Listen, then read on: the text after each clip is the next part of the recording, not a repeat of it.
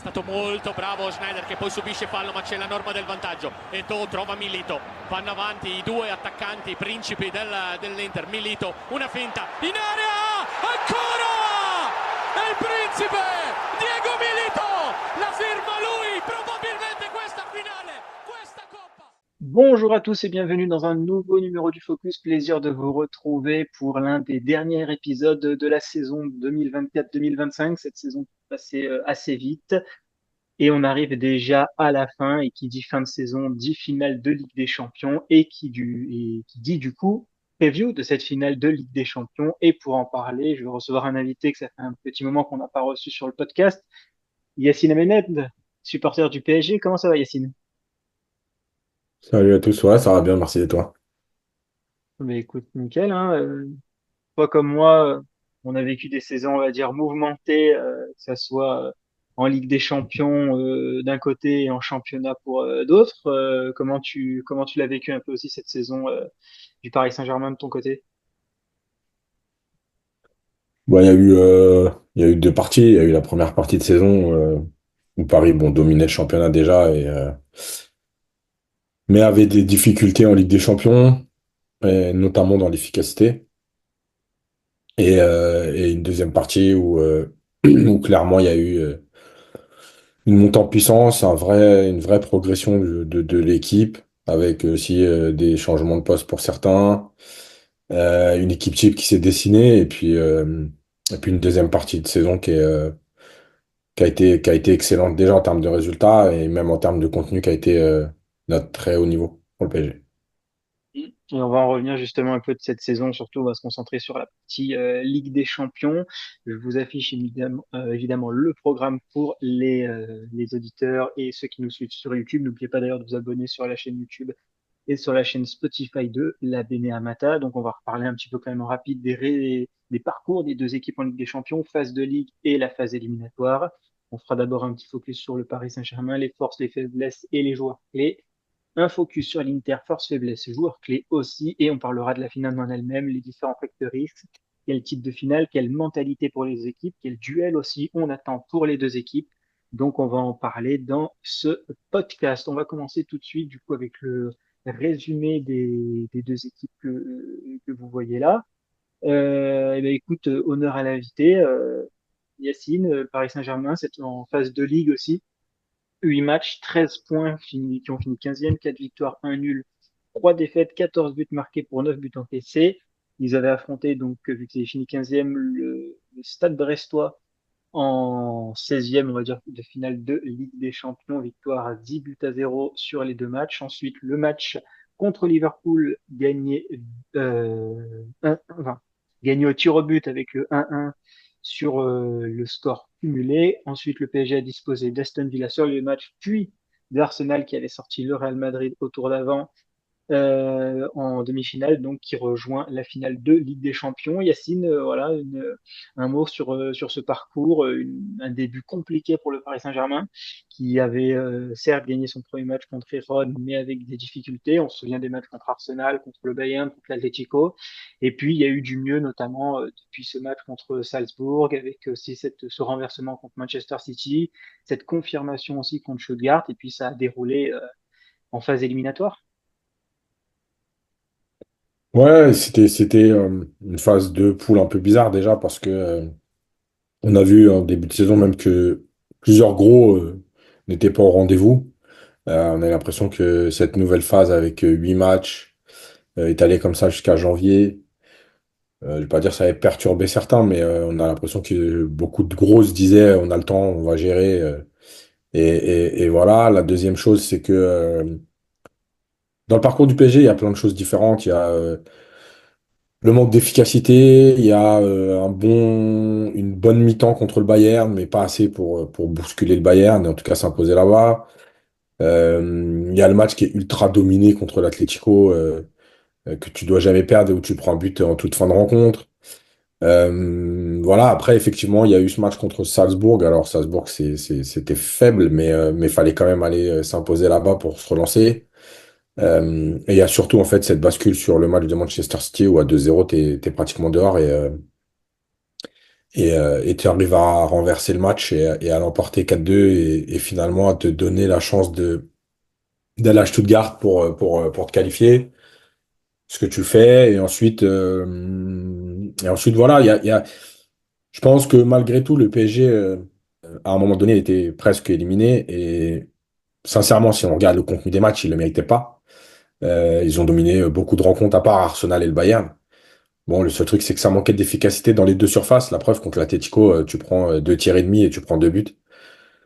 Voilà, c'était un peu un résumé du début de saison en Ligue des Champions. Après, voilà, t'as fait la bascule. L'équipe a pris confiance après ce match contre City, je pense. Elle s'est dit enfin, les joueurs se sont dit qu'ils étaient capables de renverser tout ça. Et aussi, il y a eu un changement malgré tout dans l'animation de l'équipe, c'est-à-dire que le PSG est passé d'une ultra possession complètement maîtrisée où tout devait être maîtrisé, le rythme du match, etc., euh, à des joueurs qui se lâchent un peu plus avec un apport du jeu de transition plus important et ça a changé aussi le visage de l'équipe parce qu'on a senti des joueurs qui étaient plus épanouis dans ce système et finalement on se rend compte que c'est ce qui a fait du bien aussi au PSG mais qui était toujours capable de garder cette maîtrise. Pour moi, le match référence en termes de contenu, c'est le match aller contre Liverpool au Parc où Paris éteint Liverpool pendant 89 minutes jusqu'au moment où Elliott rentre et marque mais voilà, et chaque joueur a progressé, a pris confiance, a pris de l'expérience pour arriver jusqu'à cette finale qui aura lieu samedi. Et tu parlais justement de cette deuxième phase qui a été enclenchée. Il y a eu un changement, notamment tactiquement, avec cette volonté aussi de peut-être plus se lâcher, plus se libérer. Et on peut aussi noter aussi un changement dans l'attitude, Yacine, par rapport à ce match contre Salzbourg qui était très important, capital justement pour se qualifier dans cette première partie de tableau qui t'a envoyé en 16e de finale. C'est pour toi le match bascule, en tout cas sur cette phase de ligue, tu l'identifies plus à Salzbourg ou alors par rapport à l'adversaire en face, tu l'identifies plus à Manchester City et aussi au scénario où il y a eu un renversement de match. Non, pour moi, la bascule, c'est City. Salzbourg, ça te permet de rester en vie, ça te permet d'y croire encore, ça te permet de te rassurer. Mais il fallait être conscient des lacunes de Salzbourg à ce moment-là. Donc, la vraie bascule, Salzbourg, c'est une première bascule parce que derrière, le PSG en championnat, notamment, les matchs face à Lyon et Monaco, le PSG avait été mieux aussi dans ces matchs-là. Donc c'est une première tendance, mais la vraie bascule, pour moi, elle est contre City parce que tout ce que représente City, parce que tu es mené 2-0 malgré tout, même si ce City-là, c'est pas le City le plus fort des 3 dernières années, mais c'est Manchester City qui mène 2-0 à la 55e et tu arrives à renverser complètement le match. Et je pense que c'est un autre événement qu'on n'a pas assez souligné, c'est que à 3-2, t'as pas arrêté de jouer pour te dire, bah, maintenant qu'on mène, qu'est-ce qu'on fait? On reprend la maîtrise et on gère. Non, tu as continué à pousser comme s'il fallait encore que tu marques. Et du coup, tu as marqué ce quatrième but. Et moi, je pense que ce moment-là, c'est aussi un moment clé de la saison, dans le sens où, oui, peut-être que Luis Enrique en a pris conscience, peut-être que les joueurs aussi, en se disant, bah ouais, c'est bien, on sait maîtriser le tempo, on sait le faire, on sait avoir la possession, mais on sait aussi à un moment donné appuyer quand ça fait mal pour faire mal. Et c'est un basculement dans plusieurs secteurs, ce match, en fait, le Manchester City. Euh, pour un petit peu continuer sur le PSG, on va passer à l'Inter juste après. Euh, il y a notamment aussi sur cette phase éliminatoire la volonté où le PSG, on se disait peut-être aussi à chaque fois, Yacine, que il y avait cette plutôt besoin, je vais plus dire ce besoin un peu de confirmer à chaque match. On se disait Liverpool, l'une des meilleures équipes en Europe, s'est qualifiée. Ensuite, il y a eu Aston Villa où on s'est dit, bon, adversaire peut-être aussi un peu moindre. Le PSG peut potentiellement aussi se faire piéger sur ce scénario. Il y a eu aussi justement le scénario du match retour qui a fait que ça pouvait ressembler. C'est passé. Ensuite, il y a eu Arsenal qui, comme on l'a dit précédemment, a éliminé le Real Madrid. Donc, on pouvait se dire qu'il y avait aussi ce fantôme qui pouvait arriver. Et à la fin, Yacine, c'est peut-être là, c'est, enfin, est-ce que tu qualifierais ça comme saison bascule On ne sait pas encore ce qui se passera l'année prochaine, ni ce qui se passera d'ici la finale, mais est-ce que pour toi, avec Luis Enrique, c'est un peu la saison bascule où le PSG a un peu vaincu ses peurs, a entre guillemets battu son passé, avec à chaque fois un club attendu au tournant? Oui, oui, une seule fois en fait, quand tu vois réellement le scénario contre Aston Villa, parce que le problème de ce match-là, c'est que il est difficile à analyser parce que Paris mène trop largement au bout de 30 minutes en première mi-temps du match retour. Et en fait, Paris se piège tout seul parce que le match il est ultra maîtrisé à ce moment-là, parce que Paris fait la différence quand ils ont envie et c'est compliqué de l'analyser. Maintenant oui, tu pouvais toujours imaginer que dans un temps fort adverse, Paris pouvait craquer et ça s'est pas passé parce que Donnarumma a fait le travail, parce qu'il y a aussi un état d'esprit dans cette équipe. Donc, ouais, c'est une saison bascule, mais il y avait déjà des prémices l'année dernière, même si avec le cas Mbappé à gérer, c'était compliqué, mais voilà, Luis Enrique il a amené un état d'esprit, un collectif, il a placé le collectif au-dessus des individualités et c'est aussi grâce à ça que Paris s'en est sorti. Tu vois, à la fin du match aller, il y avait des discours à droite à gauche, comme quoi Paris avait raté le coche en dominant autant Liverpool et en s'inclinant à 0. Euh, Bah en fait, moi, je faisais partie de ceux qui étaient encore optimistes pour le match retour, mais pas parce que je suis supporter, parce qu'en fait, quand tu as autant de certitude dans le jeu, quand tu domines autant et qu'en plus le gardien fait le meilleur match de sa vie, c'est lui qui l'a déclaré, c'est pas moi. Bah en fait, tu as assez de certitude dans ton jeu pour y croire. Donc voilà, ouais, c'est une saison bascule dans le sens où je pense que tout le monde a pris conscience que les efforts des uns et des autres, les efforts collectifs, l'état d'esprit, c'était juste la base en fait pour être au haut niveau. Voilà, et puis derrière, bah, quand tu as les résultats qui suivent, ça appuie cette théorie et cette thèse-là, et donc ça te permet de te dire, bah ouais, c'est comme ça qu'on va y arriver.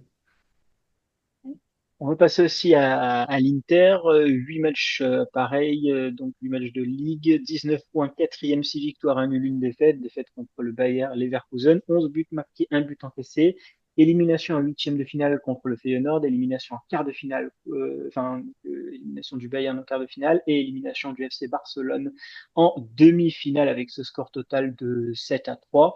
Le point principal que je voulais noter avant de passer sur le focus PSG, Yacine, c'est clairement, alors bon, ça se voit beaucoup moins contre le FC Barcelone, mais c'est quand même aussi la stat de buts encaissés.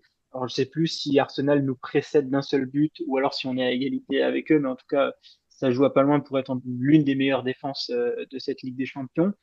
Euh, Mine de rien, Yacine, un seul but encaissé sur toute cette phase de Ligue, en sachant qu'il y a eu quand même de l'adversaire difficile. On parle de Manchester City, Arsenal, Leipzig, dans une certaine mesure, c'est quand même une équipe aussi assez offensive. Il y a eu Monaco aussi, même si c'était sur le dernier match. Donc, il y a eu des adversaires importants côté Inter.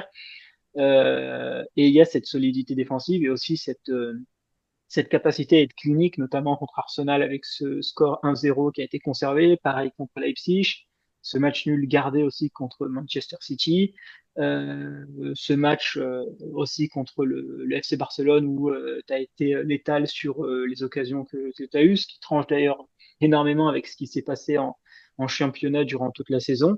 Et c'est un peu nous ce qu'on disait dans le podcast de la Benyamata Yacine tout le long de la saison, c'est qu'il y avait cet Inter en championnat et cet Inter en Ligue des Champions, et on avait vraiment l'impression d'avoir deux équipes différentes, alors qu'on avait le même coach, les mêmes joueurs qui jouaient ces deux compétitions. Ouais, après moi, je pense qu'il y a aussi deux phases un peu avec l'Inter, c'est-à-dire que la phase de ligue qui est maîtrisée, qui est effectivement où tu encaisses très peu de buts. Mais je pense que l'Inter avait quand même une expérience plus importante que beaucoup d'équipes parce que c'est une équipe qui a joué la finale il y a 2 ans. C'est une équipe qui se connaît bien, même s'il y a eu bon, quelques changements, mais quand même pas énorme. On n'a pas changé l'effectif. Donc, voilà, il y avait cet élément-là. Je pense aussi qu'à ce moment-là, le, le, le, le, le contenu de l'Inter était très bon malgré tout. Avec une recherche de certaines choses. Par contre, on voit dans la deuxième partie, je parle des matchs à élimination directe, que l'Inter encaisse plus de buts. Alors effectivement, quand tu joues le Bayern et Barcelone, c'est pas pareil, mais malgré tout encaisse plus de buts. Parce que je pense que de toute façon, moi, c'est l'idée que j'ai de Simone Inzaghi. C'est pas un entraîneur, on va dire, italien à l'ancienne, qui ne pense qu'à défendre, déjà d'une. Et la deuxième chose, c'est que dans les matchs à élimination directe, il y a une gestion des émotions et il y a aussi la folie qu'amène un match que tu as moins en phase de groupe, parce qu'en phase de groupe, on va dire jusqu'à la sixième journée, on t'est dans le calcul. Après, suivant ta position, bah, tu rentres dans le dur, ou alors tu es déjà qualifié et tu vas chercher à éviter un 16e de finale, mais tu es quand même plus dans le calcul. Dans les matchs à élimination directe, on a vu l'Inter capable d'aller gagner à Munich, mais encaisser des buts, de faire la même chose au match retour, mais d'encaisser des buts. Donc, il y a pour moi deux phases, et la phase de poule, elle a été plus solide, pas mieux maîtrisée, parce que malgré tout, contre le Bayern, je trouve que l'Inter fait un gros, gros match, mais euh, elle a été mieux maîtrisée dans le sens où, bah, une fois que tu as pris les points au début, voilà, ce championnat qui est bizarre, parce que c'est un championnat à 8 journées, et tu rencontres pas tout le monde. Enfin, bref, moi, cette formule, j'avoue que bon, elle excite un peu tout le monde parce qu'elle a donné des matchs après qui étaient intéressants, mais en fait, moi, j'arrive pas à comprendre comment ça peut être le côté équité de ce faux championnat-là, où tu joues pas tout le monde, où tu joues 8 matchs. C'est comme si, en fait, on faisait un championnat normal et on l'arrêtait au bout de 8 journées. Moi, j'arrive pas à comprendre la démarche, mais bon, je dois être trop à l'ancienne. Mais voilà, donc c'est l'Inter, mais c'est l'Inter qu'on voit depuis que Simone Inzaghi est là. Ça veut dire que c'est une équipe capable de poser des problèmes à tout le monde, capable de s'imposer, qui progresse aussi, qui est capable de bien défendre tout en restant dangereux offensivement. Voilà,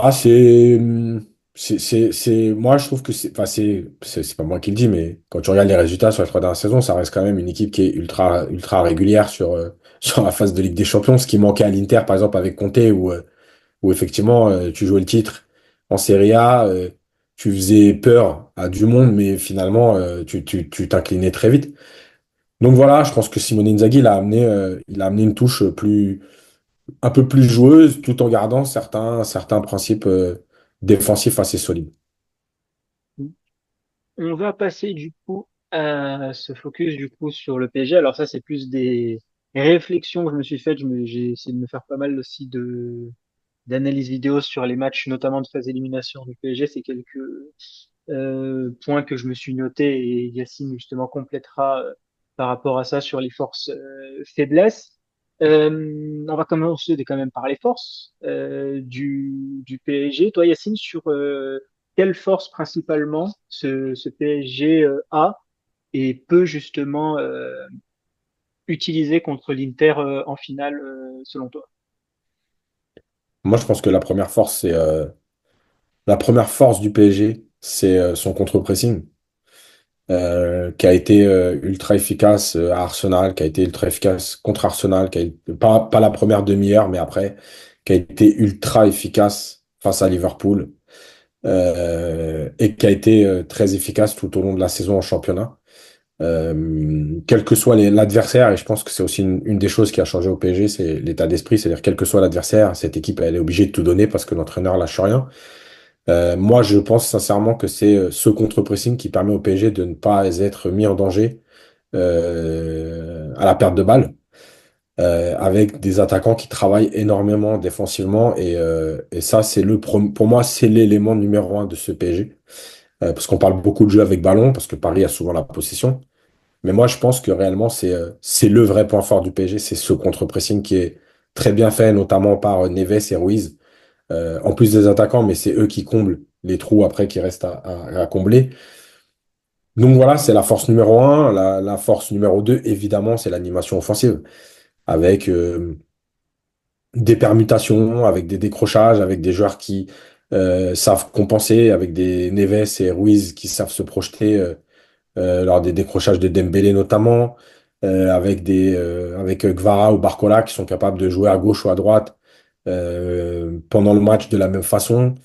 Voilà, toutes ces permutations, et il y a des circuits maintenant qui sont malheureusement, entre guillemets, identifiés, mais qui restent viables, puisque contre Arsenal, on a vu le même but que contre Liverpool, pratiquement, dans la construction en tout cas. Et je pense que Arsenal avait prévu ça, mais à un moment donné, quand tu es pris dans un match, quand tu es joueur, bah, les déplacements des uns et des autres, soit tu es très, très, très, très fort et tu te dis, bah, Ruiz, il va dans le demi-espace droit et je le laisse, parce que tu te dis que c'est plus important de bloquer Dembélé, soit à un moment donné, tu te fais aspirer et c'est là qu'il se passe des choses. Donc, avec ballon, il y a des choses qui sont mises en place. Il y a aussi des positionnements qui sont très compliqués à gérer. Offensivement, je pense à Hakimi et Nuno Mendes qui viennent parfois très très haut dans les demi-espaces droit et gauche, comme des attaquants pratiquement. Donc voilà, c'est ce que tu as écrit, voilà, ce schéma en 3-2-5, mais pas 5 alignés sur la même ligne, mais 5 qui sont capables de décrocher, prendre la profondeur au bon moment. Donc voilà, c'est une équipe, enfin, je pense que c'est ce que voulait Lucien Riquet, il l'a répété pendant 2 ans, être illisible, être moins prévisible. Et je pense qu'il arrive à le faire parce qu'on a vu dans chaque match du PSG cette saison des moments où l'adversaire, quelle que soit l'étude qu'il en a fait, se retrouve en difficulté sur ces phases de jeu. Mm. Et oula, on va passer à l'Inter tout de suite. Euh, sur la force aussi de ce PSG, moi je voudrais m'arrêter sur ce que j'ai mis justement la similarité du but de Liverpool contre Liverpool et contre Arsenal que tu as souligné.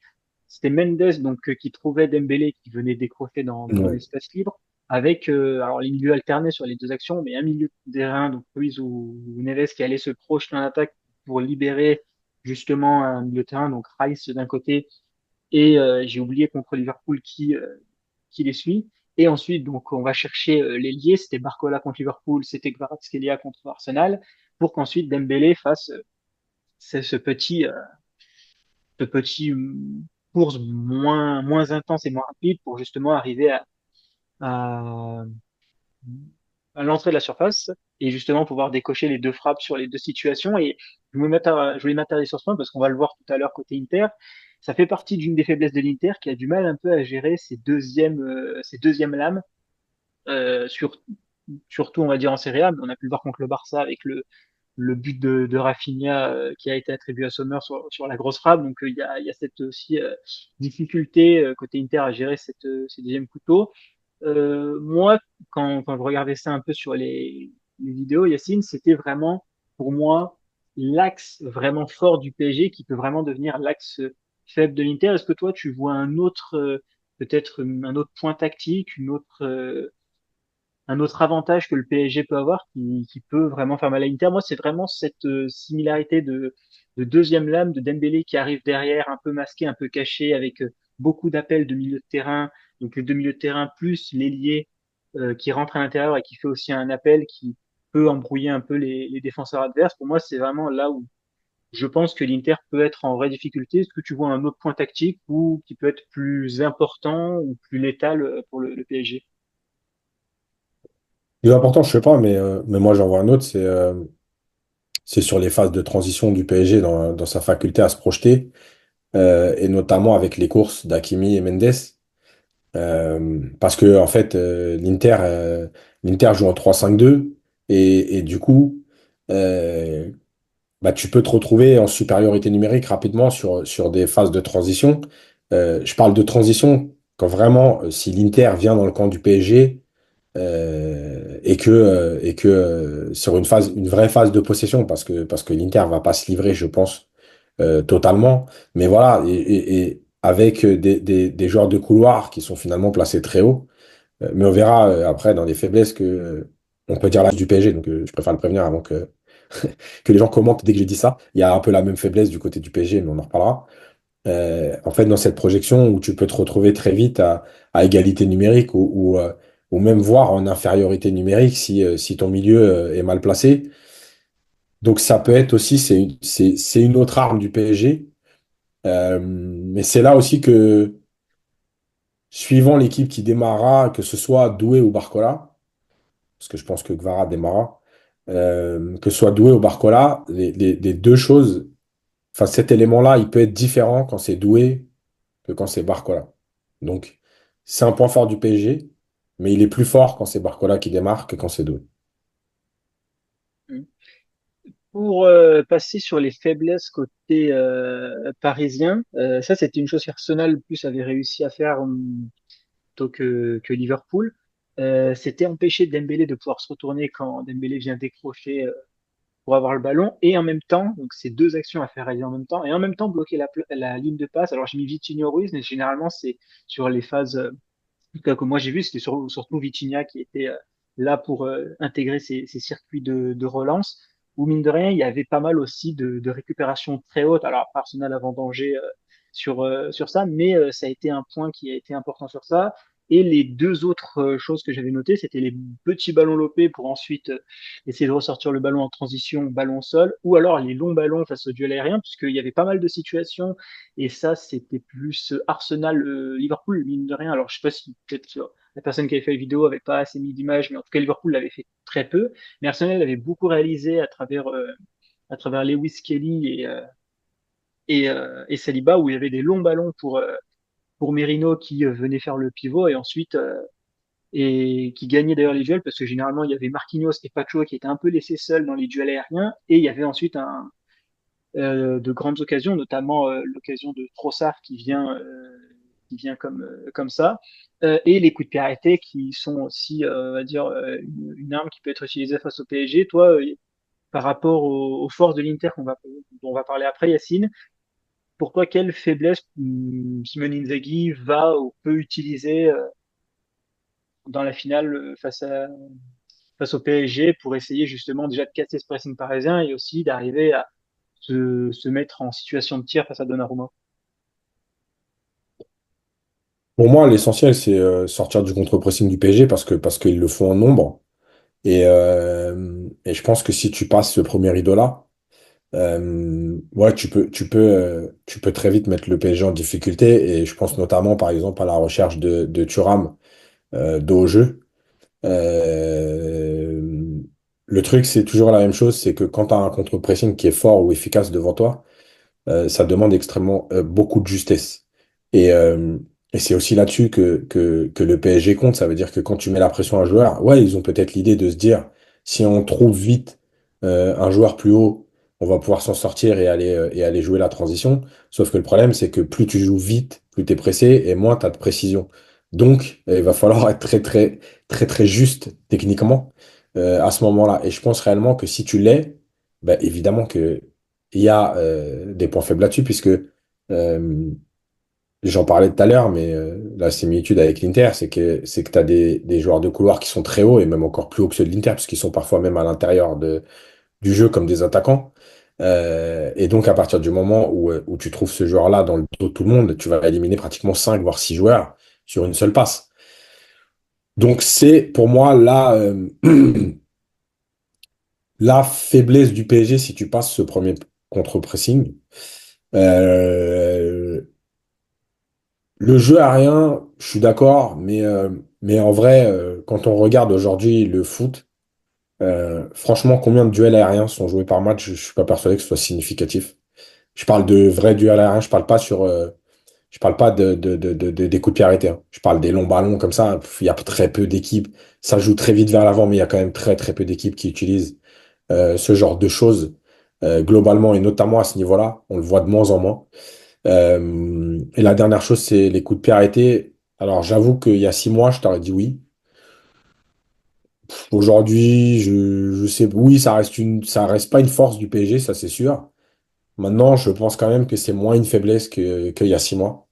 Parce que les coups de pied arrêtés, moi, j'ai toujours dit que c'était d'abord une question d'état d'esprit, plus que de gabarit, etc.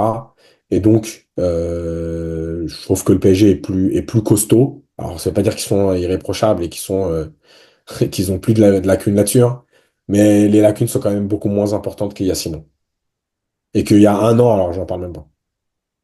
Ouais, ouais, que je pense qu'il y en a un peu moins, mais c'est vrai que contre Arsenal, on a pu voir ça et aussi Ouais, mais en rajoutant le par truc, c'est que contre rapport Arsenal, le problème contre Arsenal, c'est que Les premières 20 minutes du PSG sont pas bonnes du tout. C'est-à-dire que ni avec ballon, ni dans l'intensité, ni dans le contre-pressing. J'ai envie de te dire, les occasions qu'Arsenal, c'est sur les allez, coups de pied arrêtés, on va dire, parce que c'était des longues touches. Et en fait, Paris, de toute façon, il n'était pas dedans. Donc, oui, il y a eu 20 minutes, mais quand tu regardes, par exemple, le nombre de coups de pied arrêtés qu'a Arsenal au match aller, notamment la dernière demi-heure, bon, il y a pas... Donnarumma fait des arrêts sur Trossard, etc., mais pas sur des coups de pied arrêtés, en fait. Donc, les 20 minutes contre Arsenal, je suis d'accord, hein, tu vois, c'est pour ça que je dis que c'est pas devenu une force non plus du PSG. Mais c'est beaucoup moins flagrant qu'il y a 6 mois. Aussi, Yacine, pour passer aux forces de l'Inter, c'est pas la bonne slide, c'est celle-ci. Tac, nickel. Laquelle, pour toi, la force que j'ai mis parmi celle-ci, pour toi, laquelle force de l'Inter? On avait parlé justement de cette capacité à avoir des transitions et des longs ballons.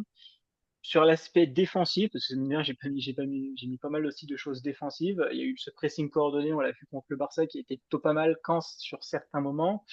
On a eu aussi Bastoni qui a pas mal chassé le meneur adverse Olmo pour pouvoir aussi permettre au Barça de pas pouvoir développer son jeu et surtout de pas trouver les lignes de passe possibles. Une équipe aussi solide sur le jeu aérien. On parlait d'un milieu de terrain aussi très fiable techniquement et très juste aussi tactiquement. Pour toi, quelle est la force aussi de cette équipe de l'Inter pour faire mal au PSG? Moi, je pense qu'il y en a deux. La première, c'est évidemment si l'Inter décide d'être un peu plus bas et d'être plus compact en début de match, en tout cas tant que le score est à 0-0. Avec cette ligne de 5, ça peut être compliqué pour le PSG. Parce qu'on l'a vu même contre des équipes plus faibles. Dans ce système-là, le PSG a beaucoup plus de mal à trouver des joueurs dans la surface ou des joueurs dangereux. Parce que rapidement les intervalles sont plus petits, parce que ça demande beaucoup plus de mouvement, parce que ça demande d'autres qualités. Et ça, ça peut être un problème si l'Inter décide de commencer le match un peu plus bas et d'abord solide et d'abord regroupé. Le deuxième élément pour moi, c'est la faculté qu'a l'Inter de se projeter, notamment avec Barella, avec Lautaro, avec Thuram, chacun dans son rôle. Mais, euh, mais quand on regarde bien, finalement, qu'est-ce qui s'est passé sur les matchs à élimination directe, parce que je sors de la phase de poule. Les moments où le PSG a été en difficulté, c'est les moments où les équipes adverses se sont projetées. Même le but contre Liverpool, qui arrive à la dernière minute, alors que Liverpool a eu zéro occasion pendant 89 minutes, il vient d'une phase de transition où Mendes est pas en position et qui laisse partir Elliott. En fait, cette projection-là, c'est celle qui peut faire mal au PSG parce que, comme je le disais tout à l'heure, une fois que tu as passé le premier rideau du contre-pressing, bah, il se passe des choses et t'as pas quatre défenseurs. Déjà, t'as pas un milieu de terrain défensif parce que quels que soient les joueurs, Vitinha, Ruiz, Neves, ce sont pas des milieux de terrain défensifs au sens propre du terme. Les latéraux, c'est des joueurs aussi très offensifs. Donc finalement, tu as deux défenseurs dans cette équipe.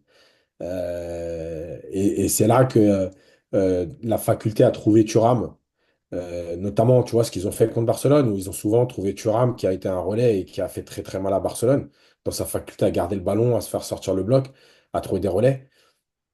Ça, c'est une des forces que l'Inter va pouvoir utiliser parce que ce PSG-là a rarement rencontré des équipes en fait de ce style-là.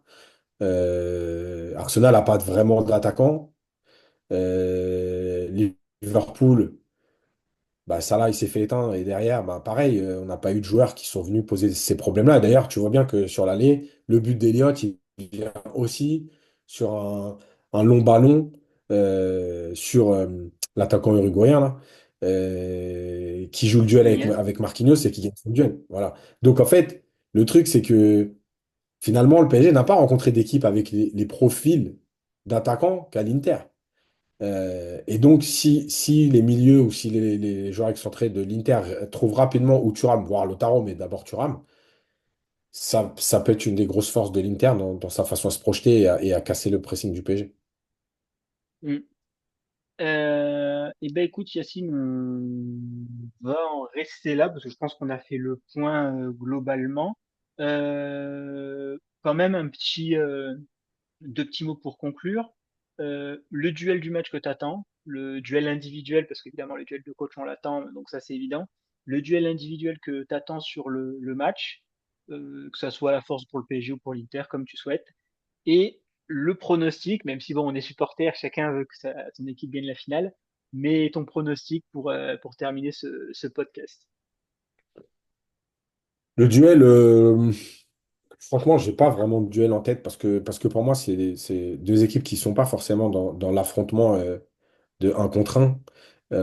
Et en fait, je pense il y a des joueurs clés des deux côtés. Et pour moi, il y aura euh, dans le rôle Barella et Thuram.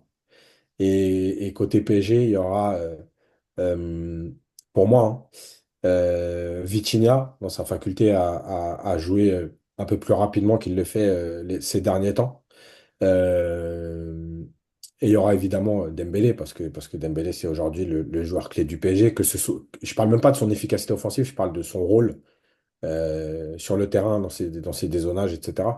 Donc voilà, et évidemment, je rajoute les deux gardiens, parce que quand on voit les quarts et les demi-finales, bon, je crois que les deux gardiens auront un très grand rôle à jouer. Et on a vu qu'ils étaient capables de répondre présent, donc voilà. Sur le pronostic, bah, évidemment que je vais dire le PSG parce que je suis parisien, mais en tout cas, je pense qu'il faut sortir de l'idée de ce qu'on a vu contre le Barça et ça reste une finale. Et franchement, je vois pas un score, tu sais, 3-2 ou 4-3, quoi. S'il y a une des deux équipes qui doit gagner, et j'espère que ce sera le PSG, ce sera plutôt enfin pour moi, autour de 1-0 que, qu'un truc complètement fou parce que malheureusement, les finales, on sait que généralement, c'est pas non plus les matchs les plus spectaculaires, quoi. Mm. Eh ben, on va en rester là-dessus. Merci Yacine pour ce podcast. Bonne Merci à toi. finale, Merci à toi aussi. en espérant quand même une issue positive pour nous, mais évidemment, tu souhaites la même chose de ton côté.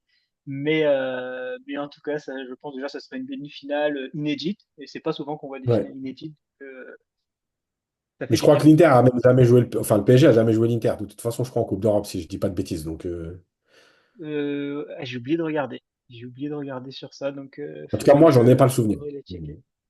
Ouais. Donc voilà, merci Yacine pour le Merci à toi. podcast et merci pour les auditeurs de nous avoir écoutés. Et nous, on se retrouve pour un prochain podcast pour débriefer évidemment cette finale de Ligue des Champions.